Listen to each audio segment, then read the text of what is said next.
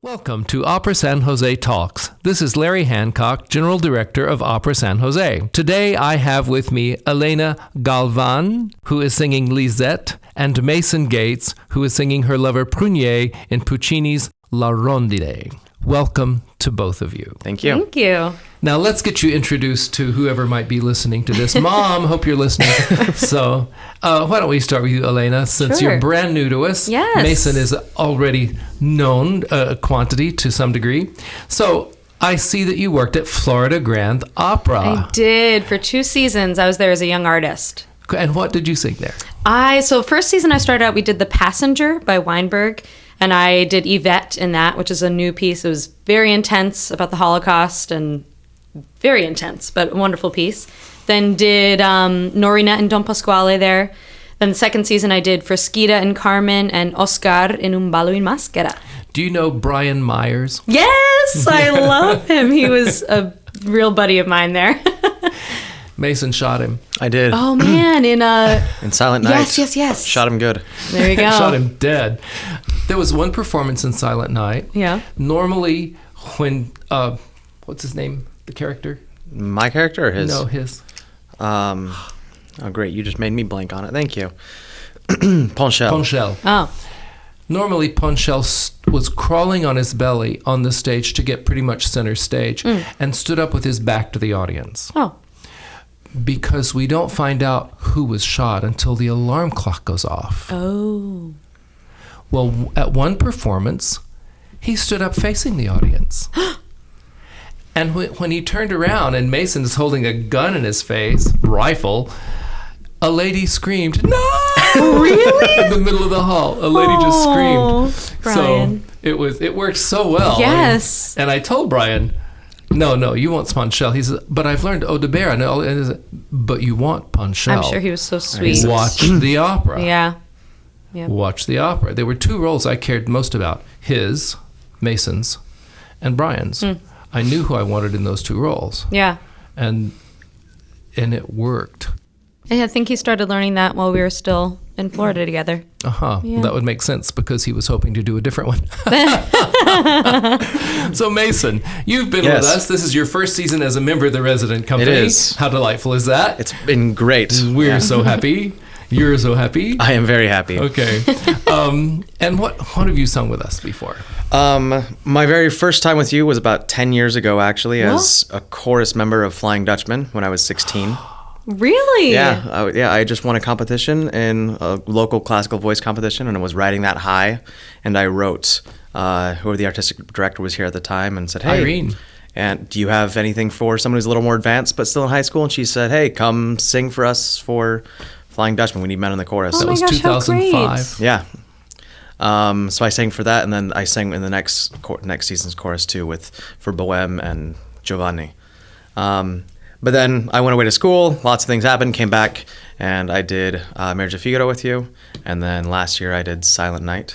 And I'm grateful to be here now as a resident for this whole season. And we're delighted. We have the best resident company. Yeah. It's a good group. They're so kind. Yes. That's the thing that I most appreciate in a group. Well, they have to work together for a long time, Yeah. right? Lots of shows. Absolutely. And there is a feeling of goodness and kindness in the rehearsal room. Yeah. And that hasn't always been the case. And I was so grateful last year. I kind of felt it was the most congenial resident company I had known since I've been here. And I've been here more than 30 years. Yeah. So it was a great delight. And now this year it seems to be just as happy. It's just things are going well. Everyone's really great. Makes a big Having a good time. difference. Yeah. Especially with long rehearsal periods and a lot of shows together. Well, and just people being people, you know. Yeah. And I guess we should mention the opera we were talking about with Jonathan Dale, which Mason was singing. That opera was called Silent Night. It's by Kevin Putz, and we did the West Coast premiere of that last year. Albert Herring, Mason. Yes. Title role. Yeah, it was my first title role, and it was a blast. It was fun really getting into that. I mean, the music was great to learn. It was tricky at first, but once all the pieces come together, it's kind of magical. And I bet you could fool everybody into thinking you were a virgin. I was great at that, I'm sure. And yeah, that was just a fun little piece. was a blast. Speaking, you have 2 children. I do. I have a little 3-year-old girl and an 8-week-old boy. 8 weeks. That's stunning. 8-week-old boy. He's adorable. He was born during Silent Night. During Così. Così, pardon me. Yes. First opera this year. Yeah, he was born doing Così. Yeah. Yeah, he luckily waited till after my cover performance, and then next day, my wife woke me up at 6 in the morning and said, "Hey, we need to go to the hospital." Oh my goodness. So I saw you posted a picture this weekend, I think, of him in a little suit. yeah, a little suit and tux. tie. I love it. Okay, so I guess we should start talking about Puccini a little bit. This is very relaxed. We're just sitting here chatting like old friends. Yeah. This is your first visit with us, Elena. It is, yeah. And where are you normally? So I just got married in September. So my husband is also a congrats. singer. So we have been doing a lot of traveling around since grad school. We both went to the San Francisco Conservatory of Music, and since then we've been on the road, different companies, different residency programs, and now we've just made our home back in upstate New York, in Ithaca, New York, where I'm from. He's from Elmira, which is about 40 minutes away. No better. No better, yeah.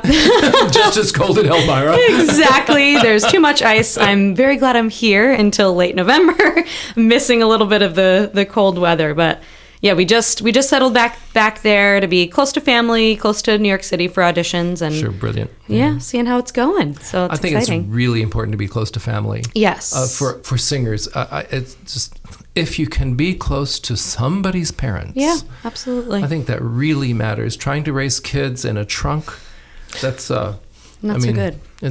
It's not so easy. Yeah, we have a little fur baby. We have a cat, Layla, who my parents, if you're listening, thank you so much for watching our cat for 2 months. You'll have to send your parents the link. I will. All right, so Lisette, by the way, I loved your run, the designer run. Oh, thank with you. Lisette. And that's actually the first time I got to hear you sing. Yes, I was thinking that afterward, yeah. I didn't even get to hear your audition. Oh. So I'm so pleased that everybody said, "Oh, you're going to love this girl." And I got there, and then I did. Thank you. It was really fun. The voice really carries. Thank you. Thank you very much. For a high coloratura, that voice packs a wallop.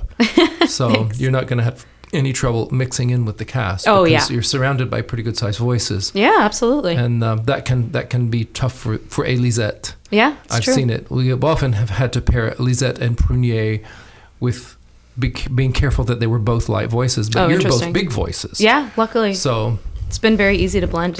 Yeah, it's been nice. and I've loved listening to the other people in the run so far. I've got to hear a few rehearsals as well as the longer runs, and it's all really happy. Yeah, there's some great pairings, and it's beautiful music, and it helps Yeah, that it is. everyone sort of melds together, you know? Puccini, I mean, the guy. So, Mason, Prunier. Yes. I still haven't figured out Prunier. I haven't figured that guy out at all. A dandy, the real thing, an honest-to-God theater dandy who is a poet, but successful. He is successful, and he uses his success he's able to bolster himself up. He also has a lot of cred because he uses it to try to get Lisette a job, and he's well known and respected. I don't know how respected he'll be after Lisette had her opening. That's true. night. Oh, poor Lisette. She was not made for it. So, for those folks who don't know what Rondine is all about, we have 2 love affairs, just like in Merry Widow, 2 love affairs, and like in Oklahoma, just basically everything since Merry Widow has 2 love affairs. But this is earlier on, and the 2 big voices, they have a deadly serious love affair, whereas Lisette and Prunier have a crazy love affair. They actually like each other. Yeah, lots of love-hate. Love, hate, up and down. Well, it always strikes me that Prunier has just decided that Lisette, it will be better. So what is he after? He's trying to make her better how? I think he's trying to make her a lady, right? Yeah. She's this maid, and him being a poet, he has all these ideas of grandeur, and he even says to her, like, I'm the only women that are worthy of me are rich women, but I still love you. It's a little Eliza and- Doolittle. Yeah, and so he's trying to make her better. When they go out on the town together, he says, I'm here to re-educate you, to make you better, and I want to make you into a star, and she just can't cut it. Yeah, Lisette, But either way, doesn't make it easy for him, does she? No, but either way, he still keeps coming back to her. He can't help himself. Well, it's like any real relationship, right? Yeah. Ups and downs.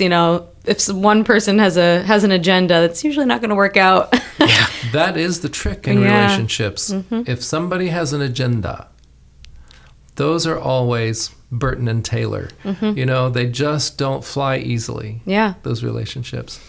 But as difficult as your relationship is, and it's hilariously difficult. I mean, it's still. He says, "Oh, I hate you," and he says, "I never want to see you again." What time do you get off? 10 o'clock. Exactly. It's a nice little Give her a little moment. smooch and run away. Exactly. Yeah. They always come back together. There's something there, Yeah, they do really like each other. It's just they both have different priorities. And I think it's play. A lot of it, they feed into the fighting. Because I think it's fun for both of them in their own way. Matching wits. Yes. And fight hard and play hard. Totally. And I think Prunier must have come from the country. I don't think Prunier was born into a successful theatrical family in Paris. No, I don't, especially if you just look at how in the very first scene, how he's interacting with people at the party. He's only there because I think he's friends with Magda, and she invited him. But he's not with the men in that scene. They exclude him every time. He's hanging out with the women the entire time, and telling them their fortunes and about love and Paris and all his wisdom. And the men just laugh at him every single time that happens. But he still has some status in society to try to fit in there. Yeah. Well, let's think about that household. This is the home of a barely courtesan. Okay, she's barely a courtesan. She's so pretty, and that has got her into a better place. But the people in that room are not barons and earls and counts and countesses. All the women are her prostitute friends, and all the guys are there looking to pick up a prostitute. And it happens to be her home, supplied to her by Rambaldo, who's evidently a wealthy merchant in the bourgeois class. He's not Lord Rambaldo. No, He's just Rambaldo. So it's not high class. These are just people, and they've pulled themselves up by their bootstraps. No doubt, Rambaldo is self-made. Oh yeah, it's got to be. Yeah. Has that air about him. Yeah, he does. He has a sense of, and he's kind. Yeah. But there's pride. Like in everything, even the moments where she's, shunning him away. He's very prideful in the way he says, okay. You do you. You do your thing. I'll be here when you get back. Yeah. And he shows off. I mean, the diamond bracelet, not during dinner, but after dinner when everybody's there. Sort of trying to be nonchalant about it, but but he really wants people to know I have enough money. I can give my lady friend a big old diamond bracelet that's lots of diamonds. Yeah. It's a lot of bling. Yeah. So this is not the highest class. This is not Traviata, which is coming up at the end of the season, where suddenly everybody has to know how to deal with hoops, and everybody has to know how to sit, stand, walk, move. People here can approximate upper class behavior without being able to actually get there. And I think that your stage direction has been very good at revealing that. Oh yeah, absolutely. It's been great. Candace is amazing. I love her. So she seems very different stage directors have different styles, right? Absolutely. But Candace tends to do everything by getting out of her seat and walking to the artist that she wants to talk to and having a private conversation. Yeah, it's been a very personal process. She I think in the beginning, we went through this is the rough sketch of what the scene's going to be, what we're going to be doing, what the intention is, la-di-da. Then it sort of goes into the other layers of, okay, what's going on with you? Like you as this character in this moment, what are you feeling? What is your instinct? And let's see where that takes us. Yeah. And that can be really nice too. I mean, you have some directors who they know exactly where you want to be on every measure and every beat and what you're doing. And that can be nice because you can almost shut your brain off as a singer as far as developing the character, because they do it all for you and the end product is good. But it can also be nice when the director does give you a rough sketch and says, okay, by the end of this, I just want you to be over there. How you get over there is up to you. What you do in the meantime is up to you. Just go with your instinct, see what happened. And then they develop that. Say, okay, why did you go to that person first? What's that kind of relationship? Okay, develop that further. And so I think at least for me personally, I take on more of who the character is. And Ownership. Yeah, more ownership to it. It becomes more personal to you. It feels And more authentic as you do it. Absolutely. I've had both kinds of direction myself when I was a kid, right? Yeah. Irene Dallas was the kind of person who sat everybody down and said, you're going to walk downstage left on measure 4 of page 32. You arrive downstage center on beat 4 of measure 39. Mm-hmm. And she gave everybody exactly what they were going to do, precisely according to where the music was doing what. And she made all those decisions at home. And she gave them to you. And don't even say, what is my motivation for walking downstage? Don't even think about that. Just walk downstage. Yeah. Be there on beat 3. Yeah, and it's our job to sort of fill in the gaps. To make it be human. Absolutely, Yeah. to find your reason. Okay, so this is my framework.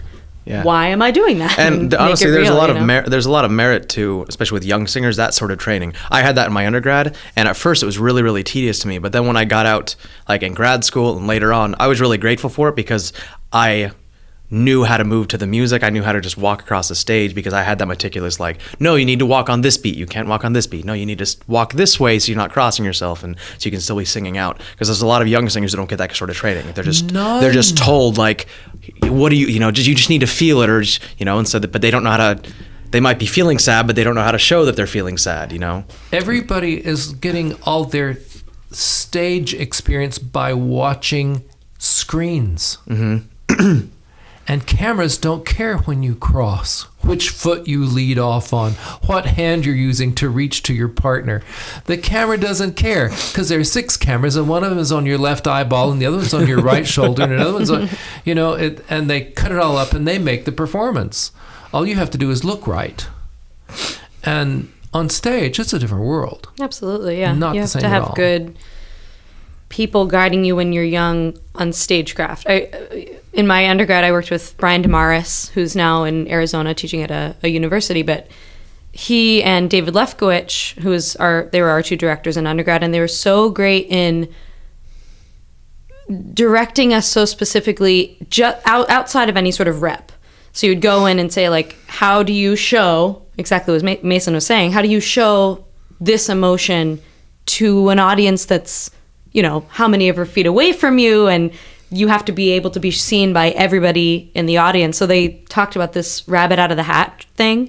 So if you're pulling a rabbit out of the hat in front of you with your body to the audience, they're not going to see it. But on stage, if you turn to your side and pull it out so the whole audience can see it, it's a simple thing, but you forget that small movements they're not going to catch if they're however many feet away. So it's always good to get that stagecraft early and then figure it out. I keep finding young singers who come. We see a lot of young singers. I keep finding young singers who've never had any experience in moving in any kind of period clothes. They don't know what to do with tails. They don't know what to do with hoops. They don't know what to do with paniers. They don't know how to deal with their wigs. It's a shame. And it's stage directors might give you a little help with that, but basically they want you downstage center on beat 3 of measure 32. That's what they want.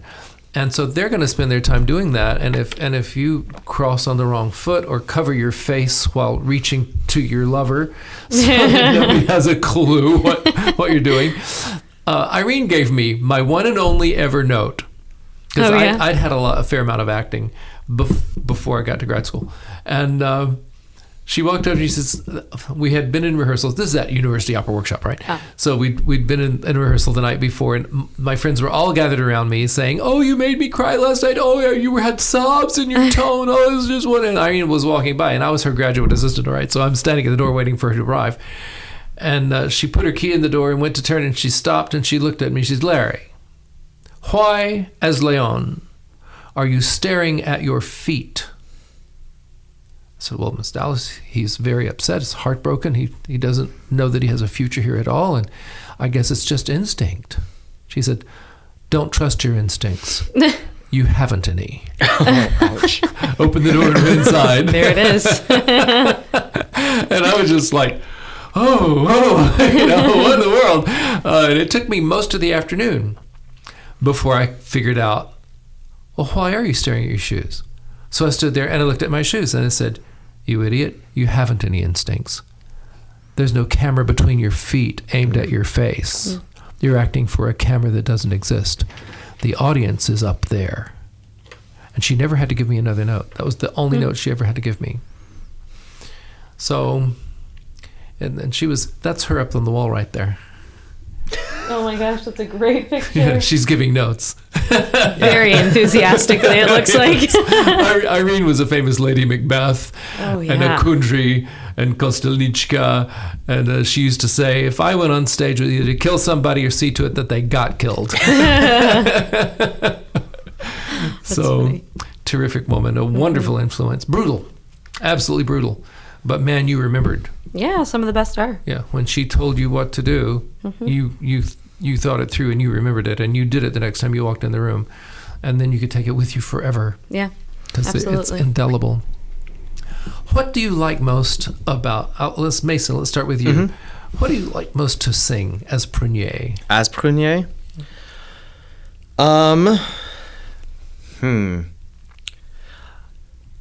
I mean, Act 1 is I sing the most in, which is fun.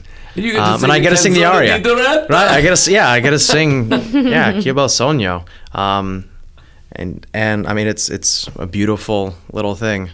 I don't get to sing the most pretty parts of it, unfortunately. He saved that for the soprano. Well, you have to have a pianissimo C, Mason. So yeah, that's true. He's not going to give it to a tenor. Yeah. But I mean, that Act 2 finale is just a blast to sing. The big quartet, that's glorious. Yeah, music. It's beautiful music. The part writing is great. That's probably the most fun singing I have during that. The rest of it is it's fun. It's pretty music, but there's a lot of thinking going on because it's in a part of my voice that I don't use very often, and so it's definitely taken a lot of practice to learn how to sit in that lower middle part of my voice and try to make it speak. I mean, I get all the way down there. I get some low B flats in this show. Yeah, actually I do too. Yeah. How about you, kiddo? Man, she's just fun all around. I mean, Act 1 is a lot of fun. I think it has the most variety, I think, for both of us. Yeah. Because there are a lot of different spots. Lisette has a lot of little one-liners coming in, and the hardest thing in the world to do. It's true. All these it's tiny very true. little entrances all over the place. Absolutely, yeah. And then there's some glorious singing in the end. Our Act 1 duet, which That's is our cute. really only little love scene that we have. Yeah, really. and it's really sweet. It's this whole thing where Prunier's, they're getting ready to go out of the town. It's the big reveal that these two people are sort of in a relationship. Where did that come from? Yeah, because it's all been disguised until they're finally alone. Yeah. So we finally have this moment where we're like, hey, they're ready to go out. She's in one of Magda's dresses. And he said, oh, God, I don't like that hat. Yeah. She's like, what do you mean? It's her best hat. He's like, no. You got to change the hat. So it's this. Go with the dress. Yeah. It's this cute back and forth, which honestly, he sort of is a prick, but she's just kind of going with it. You know what I mean? They have their back and forth. Anytime you have somebody who wants to remake another person, take me as I am or leave me be. Yeah, and that's her attitude. She's very blunt. Oh yeah, I don't know. She doesn't really take his. She goes along with it for a while. Yeah, I mean, you have a mental breakdown in Act 3. Well, that is true. after the whole singing thing, but I think the thing that I don't know, I can't speak for you, but I think what challenges him about her is the fact that she's not easy. No, she fights back and everything. She's interesting. She's not one of the rich girls who exactly go for him right headstrong, away and stuff. blunt, sort of a spaz. I just love it. Oh, Magda loves her. Yeah, that's for sure. It's a great contrast, those two women. It reminds me a little bit of Contessa and Susanna, but Susanna on speed. Exactly, totally. Yeah, she's a fun lady. Well, this music is so good. And in the two conversations that I've already had with other members of the cast, it keeps coming up in my brain. I don't think other people's brains, but it keeps coming in my brain about the past, this opera's history in the world. And it is such good music, and it's such a pleasing story. It seems so authentic and real. Yeah. Mason, wasn't it you who just said to me in rehearsal the other day, this actually happens to people? Yeah, it was. I was just going through thinking about why this is not done more often, or why the story isn't necessarily doesn't seem as sad or tragic or engaging.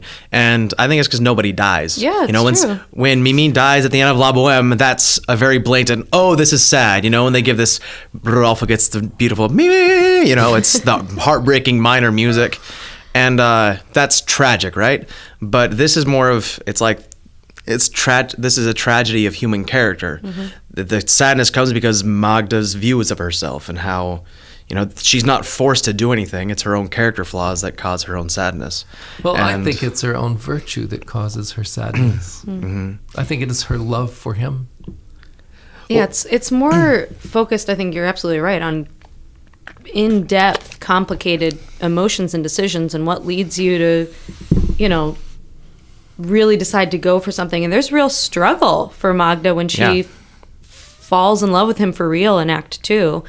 And she's deciding to leave her life that she's known and that's comfortable. And it's... And where is the money coming from, please? Yeah, and it's not all about, oh, well, I love him, I must go. It's not this big...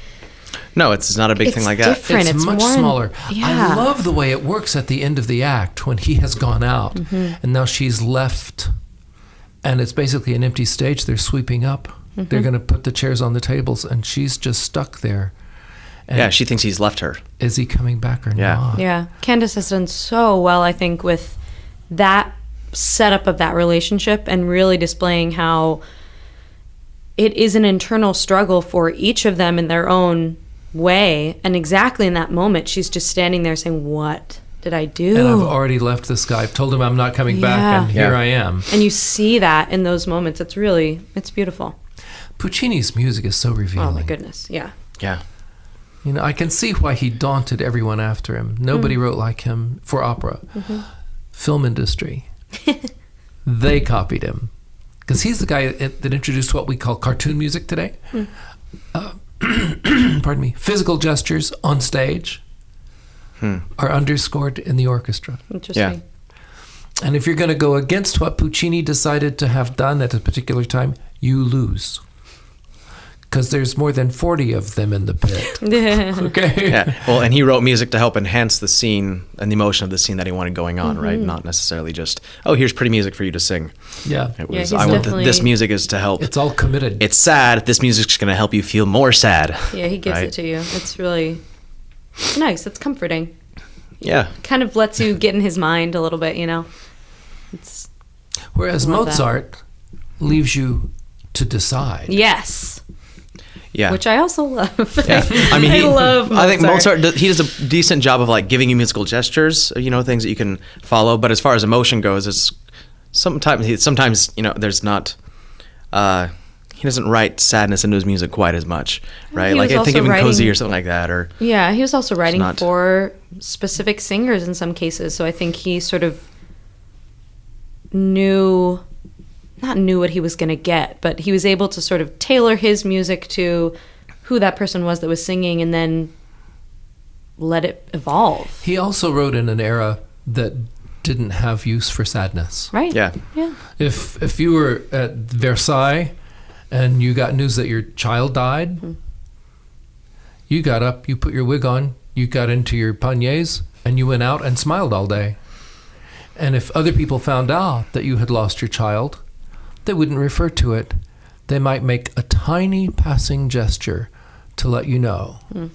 But the only time you could be in mourning is when the king declared that the nation was in mourning. Other than that, you were happy. Yeesh. You were smiling.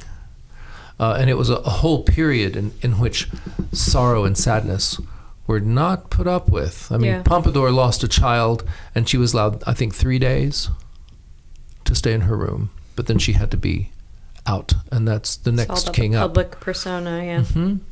So by the time we get to Puccini, we've broken the bonds of the age of reason. Yeah. And now we're in the romantic era, right? So where feelings are sought. Yeah. Okay? Please, what are your feelings about this? And now we've gone past what I can endure.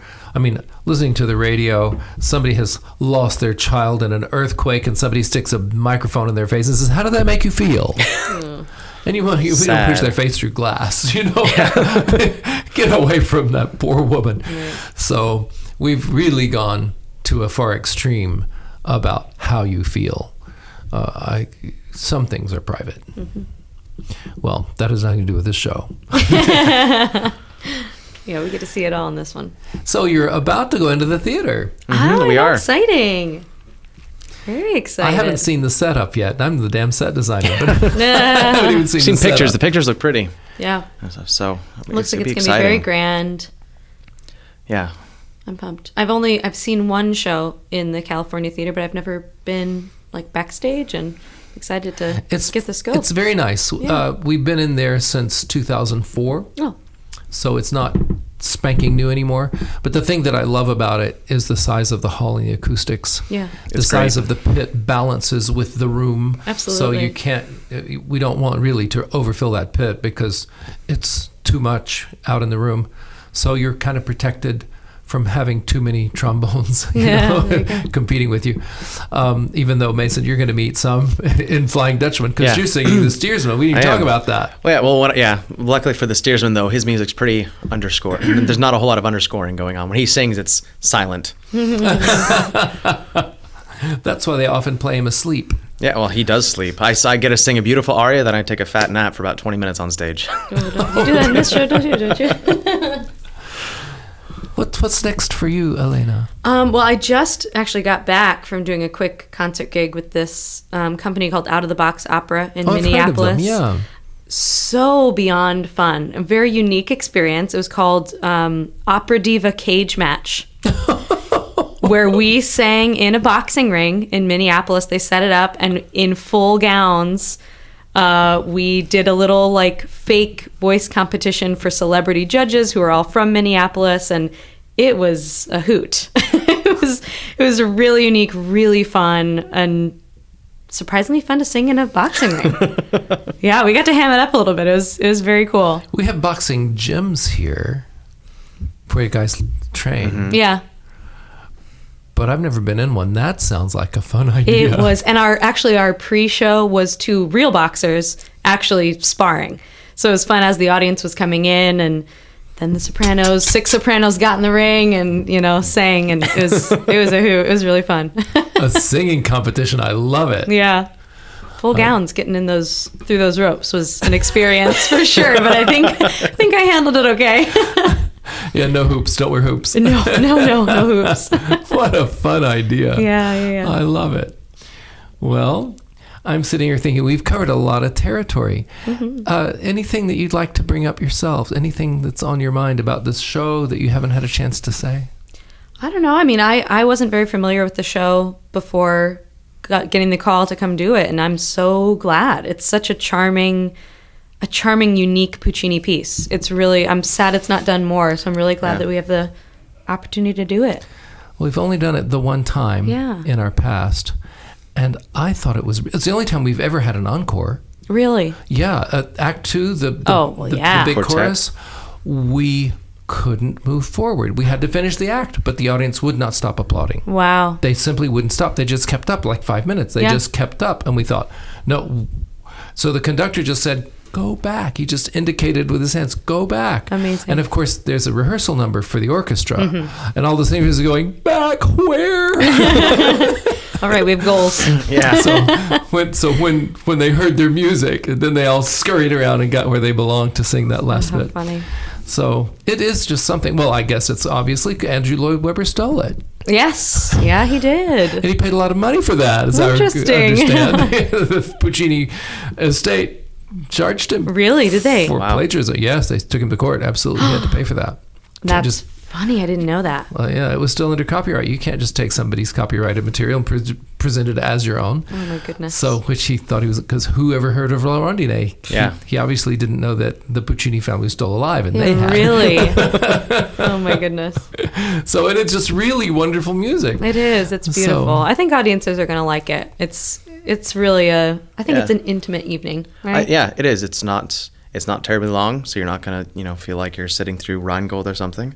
And I think the only thing I knew before coming to do this was Q Bel Sogno. That's the big famous piece from it. But it's actually like learning the more music and stuff. It's not even my favorite moment of the show now. Totally. Like it's right at the Yeah. beginning, and it's beautiful.